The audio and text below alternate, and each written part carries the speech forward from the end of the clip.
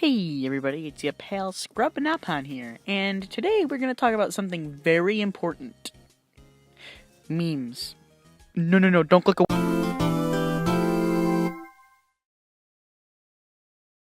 Let's be honest, life kinda sucks. You wake up, eat breakfast, go to school or work, eat lunch, come home, eat dinner, go to bed. And then the next day we wake up and do the same thing over and over again.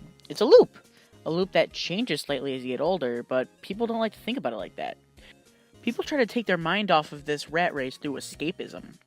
Escapism is defined by Webster Dictionary as a habit of thinking about purely imaginary or amusing things in order to escape from reality or everyday matters. This is only one definition, as there are plenty of ways to escape from reality. And if you're a teen in 2017 like me, and many other people in this day and age, one major escape for you might be memes. Now, I need you to hear me out. Let me give a few examples. A while ago on YouTube, around the time Star Wars Rogue One came out, there was this Google ad promoting the movie. So for a while, you'd open a YouTube video and you'd hear this.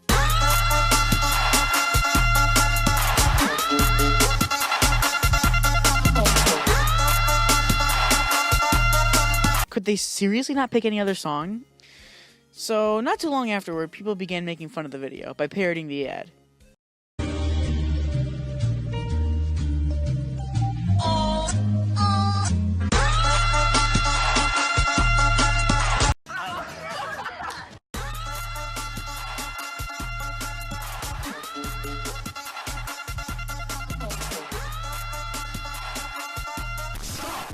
You violated the law.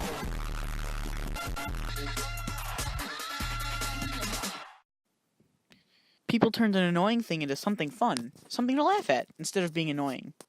I'd see it and say, hey, it's the Google ad, instead of thinking, ugh, it's the Google ad. There's another example I want to bring up. This.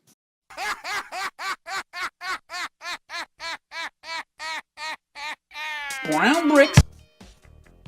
What are these to you? Some bricks? Some brown bricks? People who aren't as far down the internet rabbit hole as me won't really understand them from the outside looking in. But to me and my friends, we see a structure made out of brown bricks and laugh. I understand why all the kids are playing this game these days. It's because they like to build brown bricks with Minecraft. I also like to build brown bricks with Minecraft. It's the most fun you can possibly have. A poorly written line from a stupid video turned a common building material into a punchline for my friends and I to laugh at.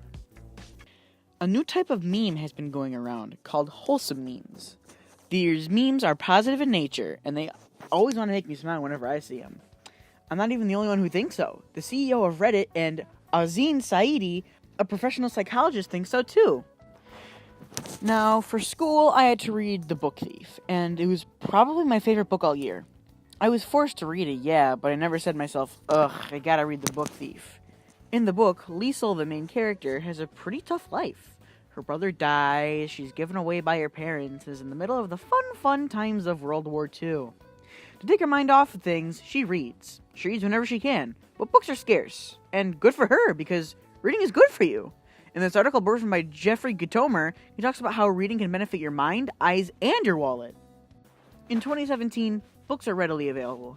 I can walk to my library in like 10 minutes, get almost any book I could possibly think of, and read it. I can get as many as I want and just indulge. I know many people who religiously read, and they are some of the brightest people I know. Personally, to get away from everything, I play video games. Big surprise there, huh? They can be captivating, and they have a way of drawing you in. The night before writing the script, I ended up playing the newly released Xenoblade Chronicles 2 before going to bed. I started at around 10, and the next time I looked at the clock, it was almost midnight. It's not the first time something like that has happened either. It's a common occurrence. Some of my favorite games are online games. I have some very fond memories of me and my friends playing games like League of Legends, Overwatch, and Monster Hunter together. Online games like these can help people become less introverted, as seen in this article by Psychology Today. People are more likely to be more expressive and talk more behind a screen because you really can't tell who might be controlling the avatar. Race, ethnic background, and other subjects of prejudice are eliminated when behind a computer screen.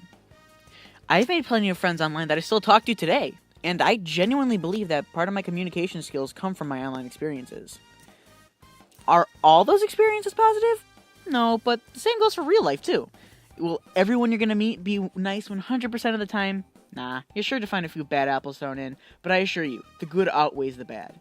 Don't be afraid to reach out to people online. You may just make a new friend. This far, these can all be considered healthy escapes. Reading has been shown to benefit you. Online games can help you become more sociable, and memes turn boring and annoying things into good things.